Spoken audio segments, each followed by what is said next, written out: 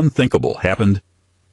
The cameras rolled as Chef Victor Lemaire adjusted his pristine white apron, the 3 Michelin star pins catching the studio lights like tiny suns. The Chefs of Tomorrow showcase at Manhattan's most prestigious culinary institute was about to begin, and Victor was ready to remind the world why he was culinary royalty. "Some people belong in kitchens," Victor had famously said on his hit reality show, his piercing blue eyes scanning the camera with practiced arrogance. "Others belong cleaning them."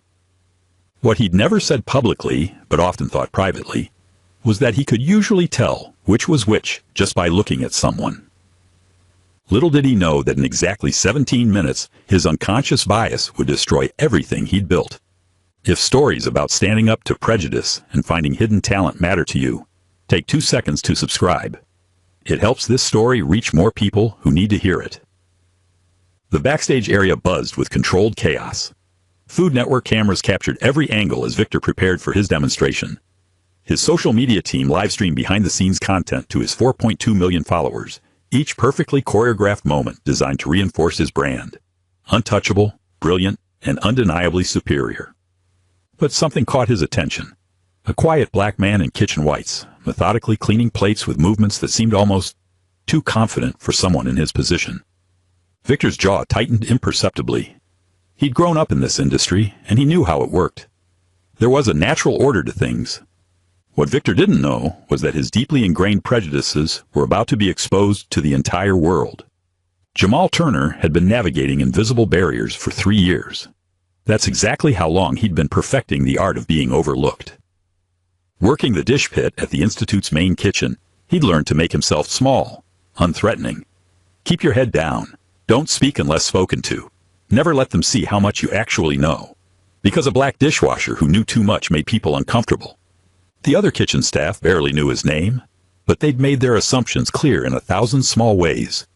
The way conversation stopped when he entered the break room. The way his suggestions were ignored, even when they could prevent food waste. The way management always assumed he was the one who'd made a mistake when something went wrong. But today, carrying a tray of clean glassware to the prep station, Jamal's careful invisibility shattered in an instant. The collision happened in slow motion. Victor, spinning dramatically for the cameras while describing his signature sauce, crashed directly into Jamal. The tray clattered to the floor, and 3 drops, just 3 drops, of reduction sauce splattered across Victor's immaculate apron. The entire backstage area went silent. Victor's face transformed from shock to fury, to something far more familiar to Jamal. The look of a white man who had been inconvenienced by a black service worker and was about to make it everyone's problem. The celebrity chef's eyes lit up with the kind of predatory gleam that Jamal had seen his whole life and was about to weaponize on live television. "Ladies and gentlemen," Victor announced, his voice carrying that familiar TV-ready boom, "it seems our support staff needs a lesson in workplace awareness." The emphasis on support staff carried weight that everyone in the room could feel. The cameras immediately swiveled toward them, and Victor's smile held the cold calculation of someone who'd found the perfect target. Jamal bent down to collect the scattered glasses, his movements careful and apologetic. "Sorry, chef. I'll clean this up and get out of your way." "Clean up?" Victor's laugh was sharp, performative. "That's all you people know how to do, isn't it? Clean up other people's messes."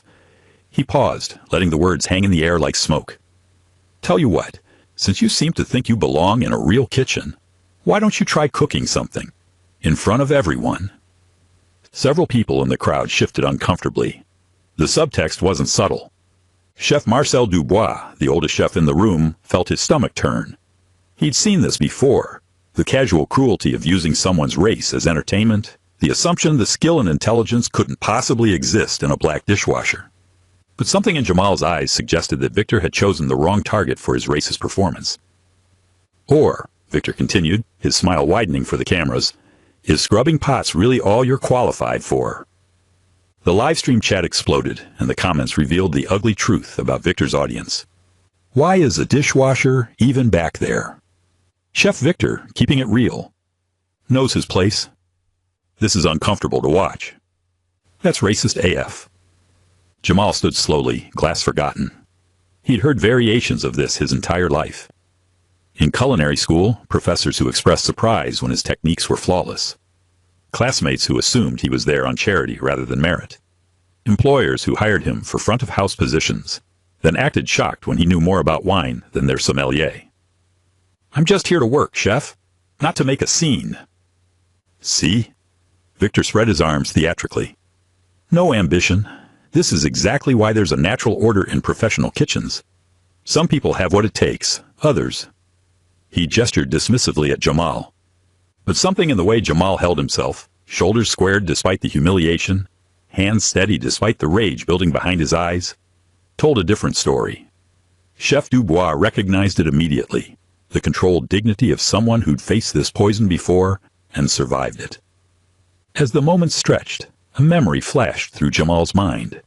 His mother's voice, firm and loving, in their tiny Brooklyn kitchen when he was 12. "Baby, they're gonna try to tell you that your hands ain't good enough, that your mind ain't sharp enough, that you don't belong in their spaces. But you remember this.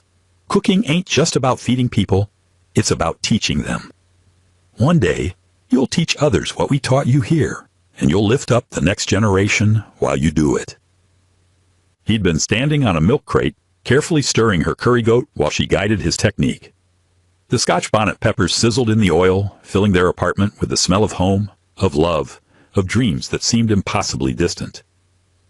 That was before culinary school, before the scholarships and the discrimination that came with them, before he learned that being exceptional only got you noticed, for all the wrong reasons. Jamal's eyes swept the room, taking in the cameras, the expectant faces, the phone screens already recording his humiliation for posterity. His mother's last words echoed, "You got magic in those hands, Jamal. Don't you ever let nobody, no matter what they look like or where they come from, make you forget that. And when your time comes, you make sure to bring others with you." He looked directly at Victor. "One dish, then we're done.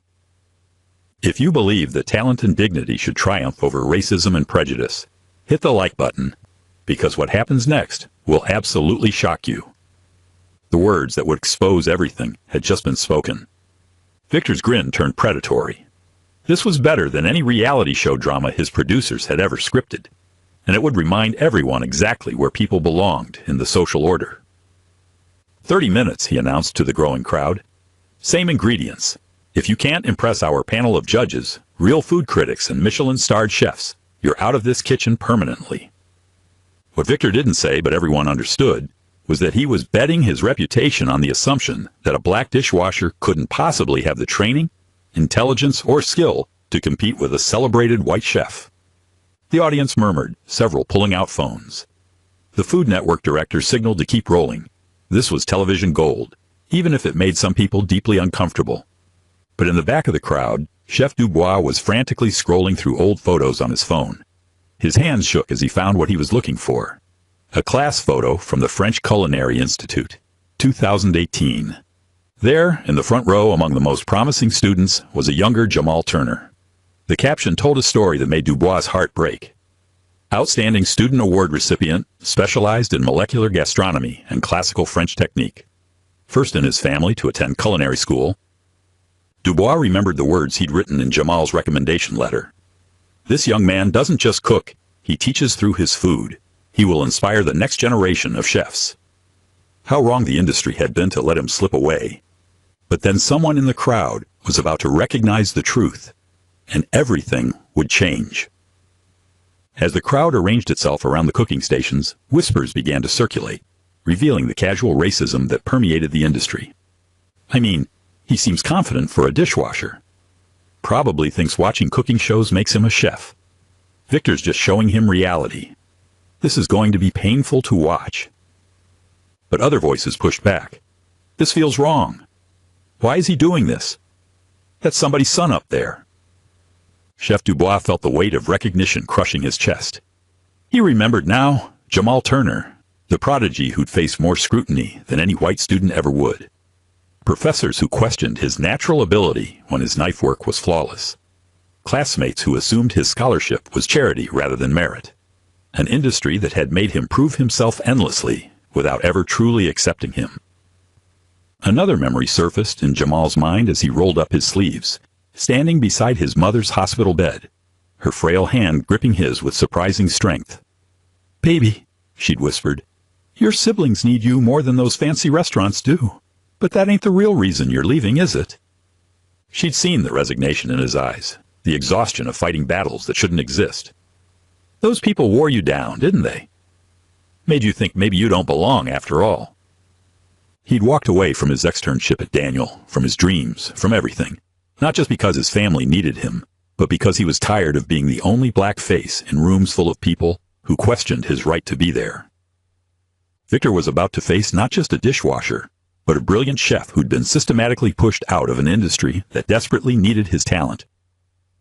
30 minutes starts now. The kitchen exploded into controlled chaos, but the energy was different now. This wasn't just about cooking. It was about proving who belonged and who didn't. Victor burst into motion like a man with something to prove, flames erupting from his pans he seared beef tenderloin. His every move was calculated for maximum visual impact. His commentary designed to reinforce his superiority. What we're seeing here is the difference between natural talent and someone who's out of their depth, he announced, his voice cutting through the symphony of clanging pans. But beside him, something extraordinary was unfolding. Jamal worked in complete silence, his movements economical and elegant. The first thing he did was heat his pan until it sang, a high, clear note that only experienced chefs recognized as perfect temperature. When he placed the duck breast skin side down, the sizzle was perfect. His knife work was poetry in motion, each cut so fluid it looked effortless. Victor glanced over, his confidence wavering. "Careful with that knife, dishwasher," he said loud enough for the cameras to catch. "Those blades are meant for chefs, not cleanup crew." The comment hung in the air like poison, but Jamal didn't flinch. He simply continued his prep work with movements so precise they belonged in the world's finest restaurants. As Jamal worked, each technique told the story of battles fought and barriers overcome. He started with a Caribbean Scotch bonnet pepper, handling it with the reverence his mother had taught him, then building classical French techniques that spoke of training earned despite countless obstacles. The reduction he was building began to dominate the kitchen with its complex aroma. Judges drifted closer to his station, their expressions shifting from curiosity to fascination. "That's a perfect brunoise," someone whispered. "Where did he learn molecular gastronomy?" "Jesus, he's incredible." Victor's confidence cracked as he realized what was happening. His comfortable assumptions were crumbling in real time. The dishwasher wasn't just cooking. He was dismantling every racist stereotype with every perfect technique. 23 minutes in, Jamal's creation was becoming something that transcended cuisine. It was becoming proof. His hands moved with desperate precision as another memory crashed over him. The last time he tried to break into fine dining. The executive chef who'd looked at his resume looked at him and said, "We're looking for someone who fits our aesthetic. You understand?" He'd understood perfectly. His skill wasn't in question. His skin was. Now, plating a dish that represented everything he'd learned and lost, Jamal felt his mother's presence guiding his hands. The duck breast, perfectly pink, sliced like silk. The reduction, a complex marriage of Caribbean heritage and French technique, glossed the plate like liquid gold. Microgreens crowned the creation like tiny emeralds. Chef Dubois couldn't contain himself any longer. "I know you," he called out, his French accent thick with emotion and shame. "Jamal Turner, class of 2018. You were supposed to change everything. We failed you."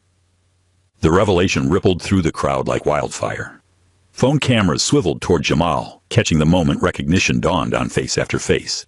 And with it, the uncomfortable realization of their own complicity in a system that had wasted this talent.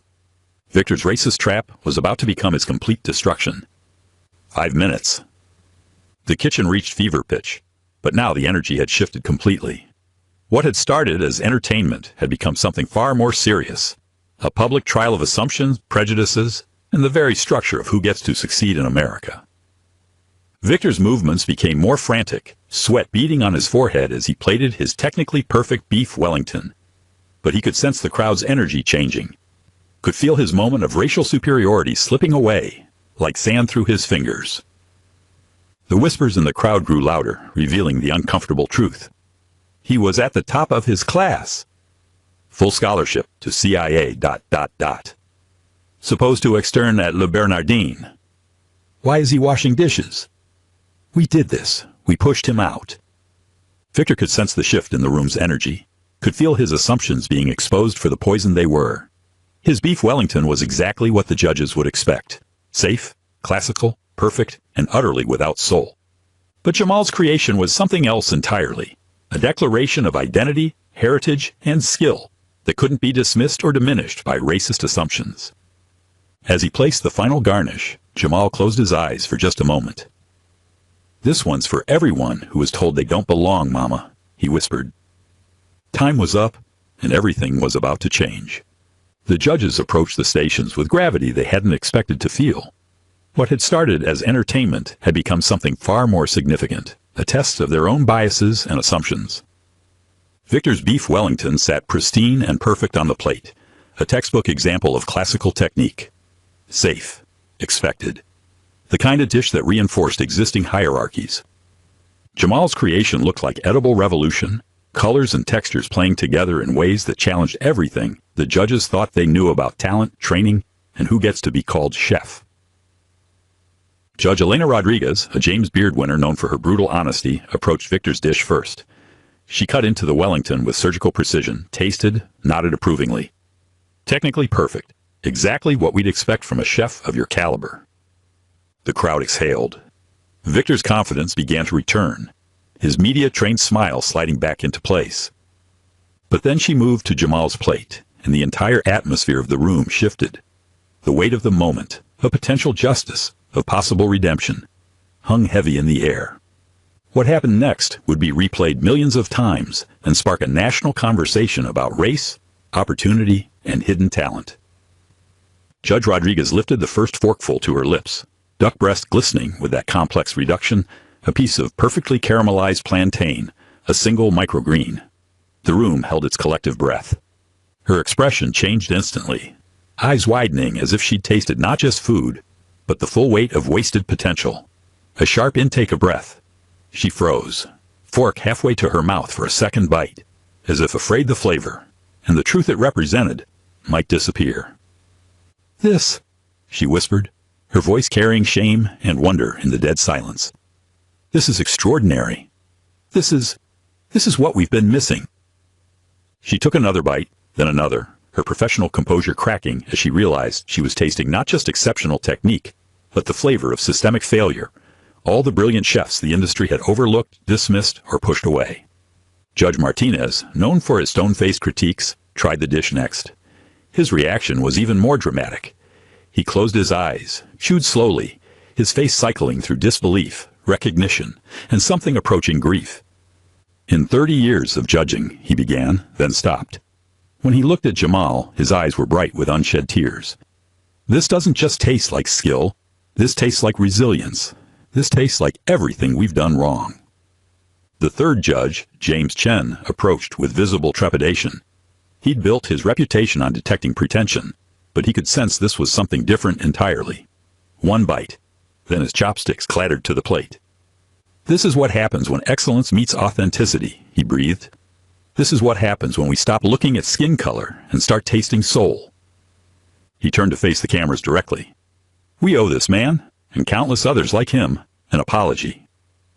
Victor's racist assumptions were crumbling in the most public way possible. "The winner," Judge Rodriguez's voice carried across the silent room, heavy with the weight of justice too long delayed, "is unanimous and undeniable." The live stream chat exploded, revealing the full spectrum of America's reaction. Justice served. This is why representation matters. I'm crying. Victor is done. How many others like Jamal are out there? This is bigger than cooking. Systematic racism exposed. Jamal Turner. The explosion of sound that followed was different from typical celebration. It carried the weight of vindication, of systems being challenged, of assumptions being shattered. The kitchen staff erupted, several in tears, not just for Jamal's victory, but for the recognition of how wrong they'd all been. Social media notifications began pinging across the room as the story spread like wildfire. But this wasn't just food content. This was a moment of racial reckoning going viral in real time. Victor stood frozen, his perfect smile finally cracking completely. For the first time in years, his media training failed him. This wasn't supposed to happen.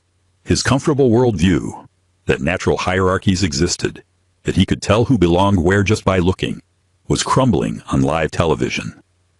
In that moment, as the reality crashed over him, Victor felt something he'd never experienced: genuine recognition of his own racism and the role it had played in diminishing others.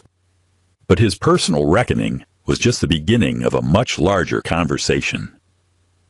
Within minutes, the hashtags began trending worldwide, but they carried deeper meaning now. $, justice for Jamal, $, systemic bias, exposed $, hidden talent, restaurant racism, Victor Lemaire racist, culinary equality.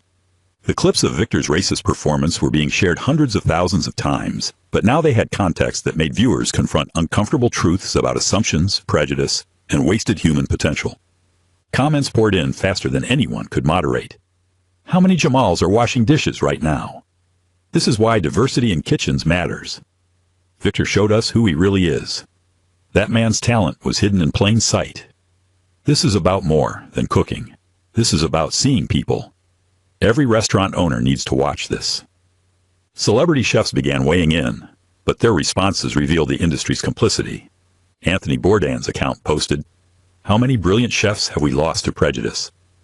How many are we losing right now?"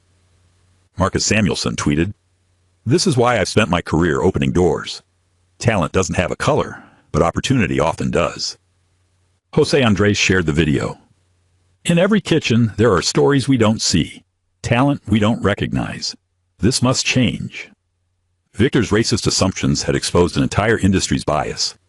By the next morning, the dominoes were falling in spectacular fashion. But this wasn't just about Victor. It was about accountability.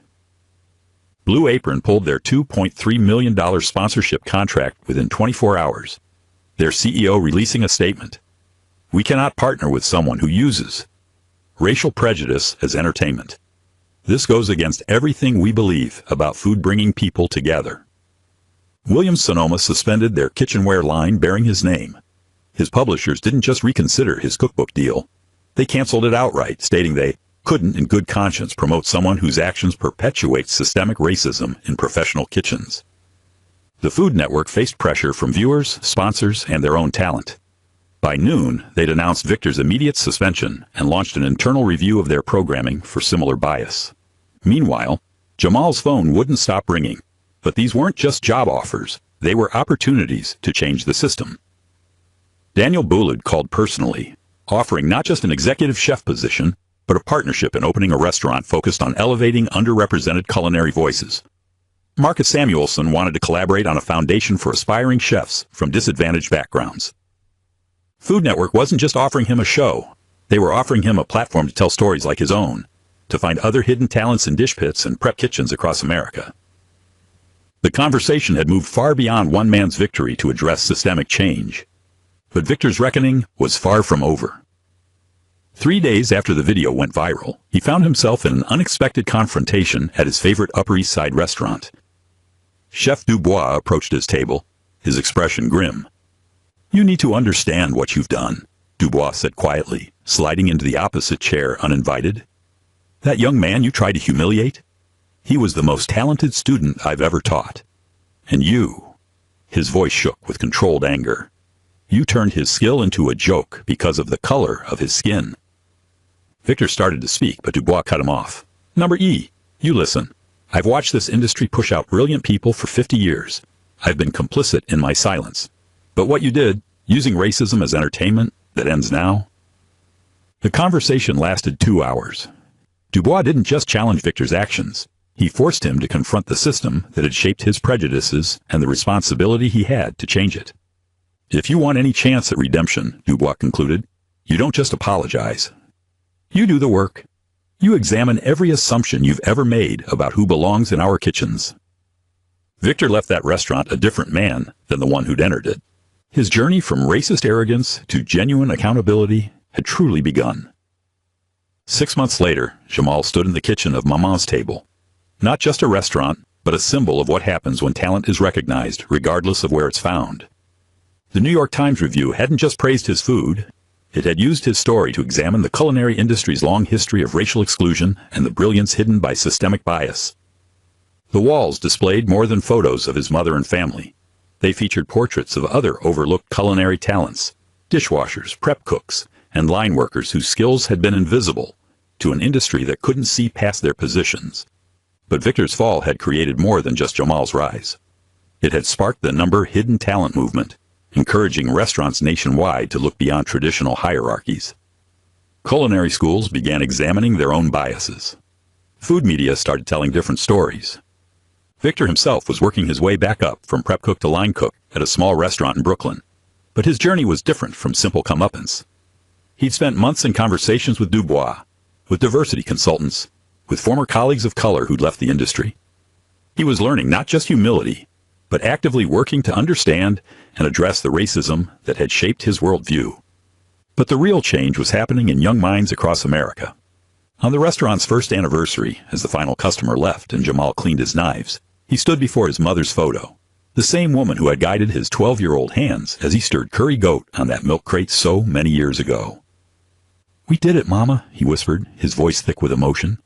"But it's bigger than us now."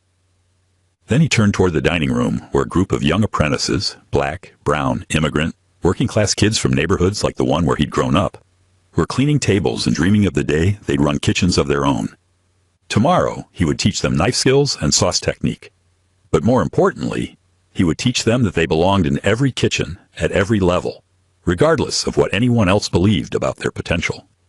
He could feel his mother's presence in that moment, proud and peaceful, watching her son not just succeed, but fulfill the promise she'd seen in him all those years ago, to lift others as he climbed. The dishwasher had become a chef. The racist celebrity had faced true accountability, and an entire industry was being forced to confront its own biases. The video of that fateful day has been viewed over 200 million times and has become required viewing in culinary schools nationwide. It's been featured in documentaries about systemic racism, case studies in business ethics courses, and inspiration videos about the talent hidden in plain sight.